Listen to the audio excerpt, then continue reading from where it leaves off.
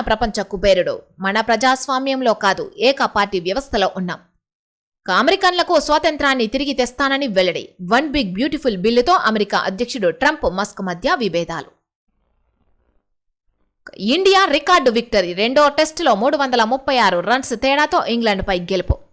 Batting, బౌలింగ్లో అదరగొట్టిన team India England గడ్డపై చరిత్ర సృష్టించింది. ఆదివారం ముగిసిన రెండో టెస్టులో 336 రన్స్ తేడాతో ఇంగ్లాండ్ను చిత్తుగా ఓడించింది.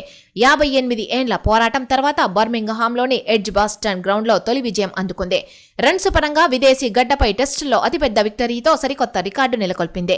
ఇండియా ఇచ్చిన 608 రన్స్ టార్గెట్ చేజింగ్లో ఇంగ్లీష్ టీం 68.1 ఓవర్లలో 271కే కుప్పకూలి చిత్తుగా ఓడింది. డబుల్ సెంచరీ చేసిన కెప్టెన్ శుభ్మన్ గిల్ కు player of the match award లభించింది. శ్రీశైలం పూర్తిగా నిండకుండానే నీళ్లు తరలిస్తోన్న ఏపీ. పోతిరెడ్డిపాడు వద్ద గేట్లు ఓపెన్ చేసిన ఏపీ మంత్రి. నిరుడుతో పోలిస్తే 21 రోజుల ముందుగానే ఆదివారం పోతిరెడ్డిపాడు నుంచి నీటిని విడుదల చేస్తోన్న ఏపీ మంత్రి బీసీ జనార్దన్ రెడ్డి. ఇక్కడ చిత్రంలో చూడొచ్చు. కృష్ణా బోర్డు పర్మిషన్ కూడా తీసుకోలే. వచ్చిన నీళ్లు వచ్చినట్టు తరలించే ప్లాన్. నాగార్జున సాగర్ నిండాలంటే మరో నెలన్నర సమయం. ఏపీ తీరు తెలంగాణ ప్రయోజనాలకు నష్టమంటోన్న అధికారులు. చంద్రబాబు ఆదేశాలతో విడుదల చేసినమన్న ఏపీ మంత్రి Janardhan Reddy. Banakacherla project game changer, కట్టి తీరుతామని వ్యాఖ్య. పోతిరెడ్డిపాడు నుంచి ఏపీ నీటి తరలింపు మొదలైంది. అక్కడి నుంచి రాయలసీమకు గేట్ వేగా పిలిచే బనకచెర్ల కాంప్లెక్స్ అటు నుంచి రాయలసీమ ప్రాంతాలకు నీటిని తరలిస్తోంది. మామూలుగా ఏటా జూలై నెలాఖరు లేదా ఆగస్టులో పోతిరెడ్డిపాడు నుంచి నీటి విడుదల జరిగితే, ఈ ఏడాది జూలై మొదటి వారం నుంచే ఏపీ నీటిని తోడుకెళ్తుండడం గమనార్హం. నిరుడుతో పోలిస్తే ఇప్పుడు 21 రోజుల ముందుగానే నీటి తరలింపు షురూ అయింది.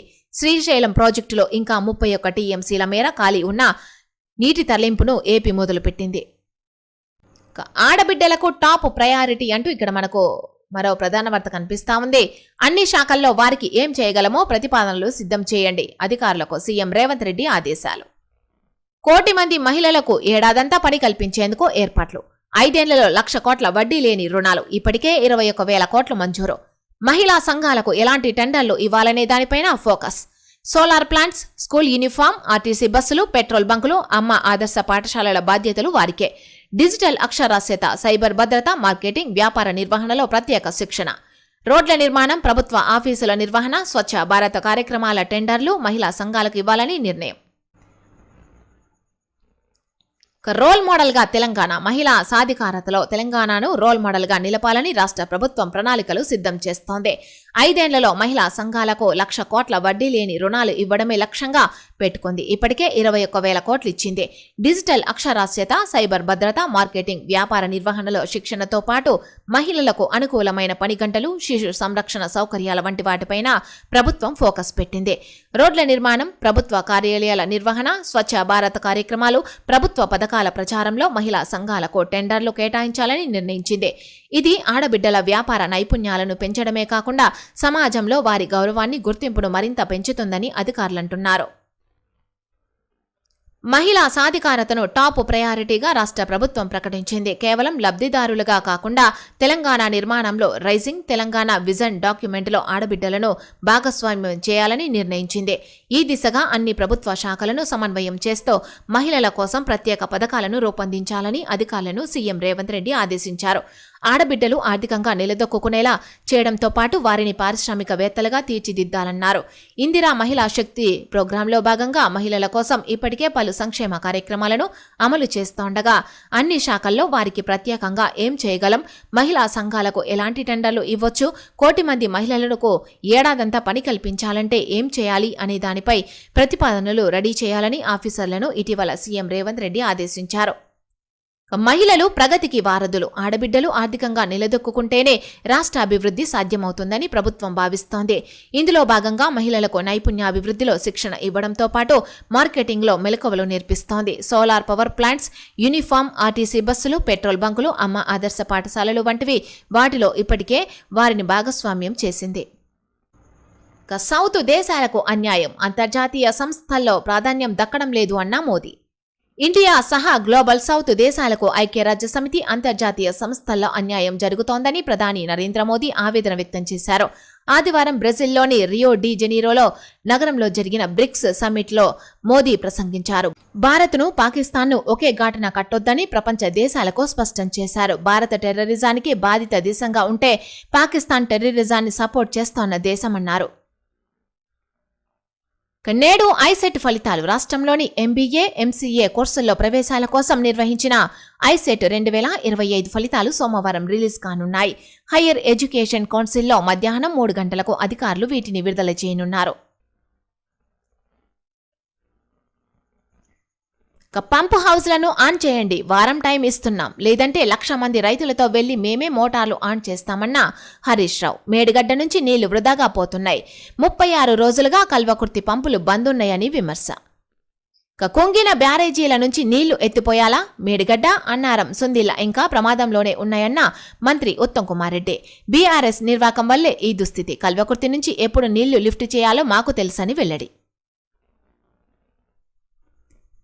టెక్సాస్లో వరద బీభత్సం. 67 మంది మృతుల్లో 21 మంది చిన్నారులు. ఎడతెరిపి లేకుండా కురుస్తోన్న వర్షాలు, పొంగి పొర్లుతోన్న నదులు, కొనసాగుతోన్న సహాయక చర్యలు.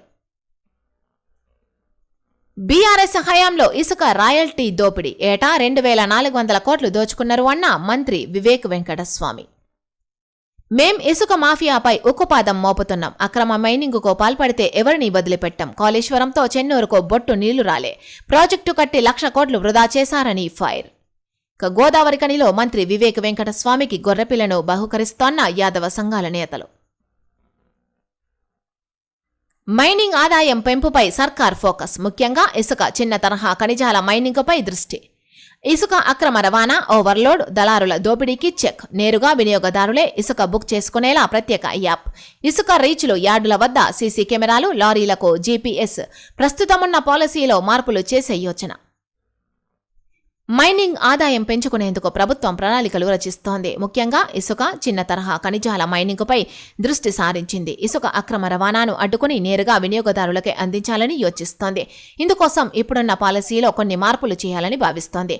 దీనికి తోడు అన్ని ఇసుక రీచ్లు, యార్డుల వద్ద సీసీ కెమెరాలు, లారీలకు జీపీఎస్ వే బ్రిడ్జిలు ఏర్పాటు చేసి నిరంతరం పర్యవేక్షించనుంది. 171 కాలేజీలు. ఇంజనీరింగ్, వెబ్ ఆప్షన్ల ప్రక్రియ షురు. 1,00,000కు పైగా బీటెక్ సీట్లు. కన్వీనర్ కోటాలో 76,795 సీట్లు. 21 సర్కారు కాలేజీల్లో 5,808 సీట్లు. డీమ్డ్ వర్సిటీలుగా మారిన 2 ప్రైవేటు కాలేజీలు. అడ్మిషన్లకు ముందుకు రాని 3 ప్రైవేటు కాలేజీలు.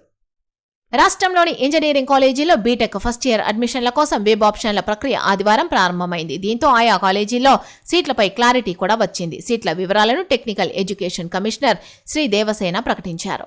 ఆడబిడ్డలకు టాప్ ప్రయారిటీ. విద్యార్థుల స్కూల్ డ్రెస్సులు కుడుతోన్న మహిళా సంఘాల సభ్యులతో మాట్లాడుతోన్న సీఎం. మహిళా సంఘాల స్టాళ్లను పరిశీలిస్తోన్న సీఎం రేవంత్ రెడ్డి. ఇక్కడ చిత్రంలో చూడొచ్చు.